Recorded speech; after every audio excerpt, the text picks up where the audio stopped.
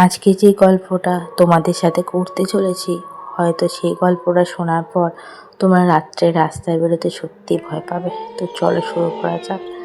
চারজন বন্ধু রাত্রিবেলায় হঠাৎ করে ঘুরতে যাওয়ার প্ল্যান করলো। চারজন বন্ধুর মধ্যে একজনেরই গাড়ি ছিল। সেই গাড়ি নিয়ে আসা মাত্রই চারজন কিন্তু একদম হাসতে হাসতে নাচতে নাচতে গাড়িতে উঠে গেল আর বলল, ভাই চ লং ড্রাইভ যাবো, আনন্দ করবো, ফুর্তি করবো আর ভোরবেলায় বাড়ি আসবো। যেই বলা সেই কাজ। গাড়ি যখন স্টার্ট হয়ে যেই রাস্তা দিয়ে যাচ্ছিল, 1-2 ঘন্টা যাওয়ার পর তারা খেয়াল করে রাত্রিটা অনেকটা গভীর। তখন রাত্রি 2টো বাজে। তখন ওদের বন্ধুর মধ্যে একজন বলেই বসলো, চ বাড়ি চ ভাই, আর আজকে রাত্রে বেরোবো না, দরকার হলে কালকে সন্ধেবেলায় বেরোবো। কিন্তু আর বন্ধুরা কিন্তু কিছুতেই রাজি হলো না। তারা রাস্তা দিয়ে যেতে লাগলো গাড়ি করে। হট করে রাস্তার মাঝখানে যাওয়ার পর একটা বন্ধুর খুব জোরে টয়লেট পেল। সে আর চাপতেই পারলো না।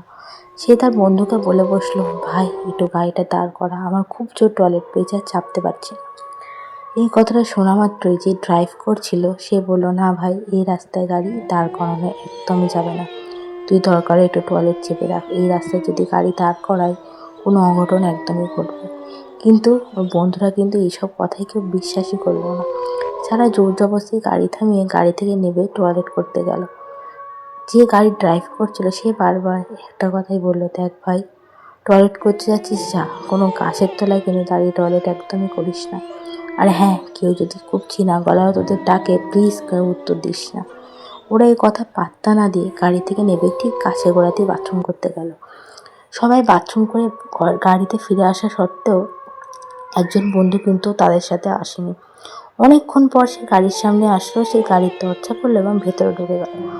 গাড়িটা স্টার্ট নেওয়ার সময় খেয়াল করে গাড়ি স্টার্টই হচ্ছে না কোনো কারণ। এতক্ষণ গাড়ি নিশ্চিন্তে আসছিল, এখন কেন স্টার্ট হচ্ছে না? তারা গাড়ি স্টার্ট করে যখনই রাস্তার মধ্যে দিয়ে মাঝখানে পথে গিয়ে দাঁড়ালো, তখন চারজন বন্ধুর মধ্যে একজন বন্ধু অদ্ভুত আচরণ করতে লাগলো। একে একা বিড়বিড় করে কী সব বললো। আর যে বন্ধুটা সামনে গিয়ে শোনার চেষ্টা করলো, তার মুখে থুতু দিল আর এত জোরে চেঁচিয়ে উঠলো যেন গাড়িটা কেঁপে উঠলো। যে ড্রাইভ করছিল সে বুঝেই গেছে ওকে চিনে ধরেছে। সেই বলা সেই কাজ। সে দৌড় জোর যত পেরেছে স্পিডে গাড়ি চালিয়ে একটা মসজিদের সামনে গিয়ে দাঁড়িয়েছে।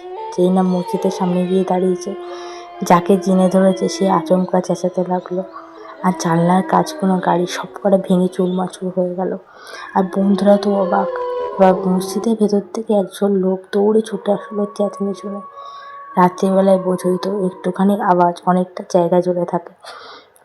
যে লোকটা মসজিদের ভেতর থেকে ছুটে এসছে, যে গাড়ি চালাচ্ছিল, তাকে জিজ্ঞাসা করলো কি হয়েছে।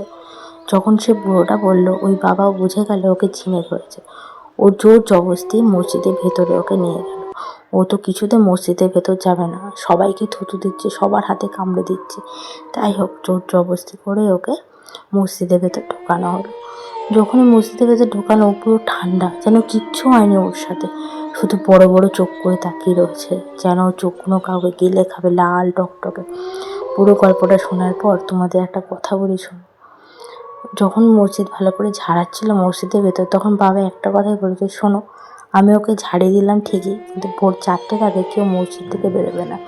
যেই কথা সেই কাজ। ভোর 4টে অব্দি ওরা কোনোরকমভাবে মসজিদের ভেতর কাটায়। কিন্তু ভোর 4টে যখন বাজে, তখন বন্ধু সত্যি আগের মতো আচরণ করছে, নর্মাল, যেন কিছু হয়নি। ওর বন্ধু সত্যি কিছু মনে নেই রাত্রিবেলায় কী ঘটেছে। এবার তোমাদের কিছু কথা বলে রাখি। রাত্রিবেলায় তোমরা যারা রাস্তায় বেরোনো খুবই দরকার পড়ে, তাদের কাছে একটা রিকোয়েস্ট, তোমরা খুব উগ্র সেন্ট বা আতর মেখে রাস্তায় একদমই বেরিও না। অশরীরী আত্মারা কিন্তু এই সত্যি পারফিউমের গন্ধে খুব আকৃষ্ট হয়। আর যেখানে সেখানে টয়লেট একদমই করো না। আর কেউ যদি পিছন থেকে ডাকে একদমই উত্তর দিও না। টয়লেট যদি একান্ত করতেই হয়, একটু বাড়ির থেকে বেরোনোর আগে বাথরুমটা করে বেরিও। ওরা কিন্তু রাত্রিবেলায় শরীর খোঁজে তাকে ধরার জন্য। আর তোমরা যদি সেই সুযোগটা করে দাও, ও তো তোমাকে ধরবেই, তাই না? তো আজকের গল্পটা এত অবধি। যদি ভালো লেগে থাকে অবশ্যই চ্যানেলটি সাবস্ক্রাইব করে পাশে থেকো।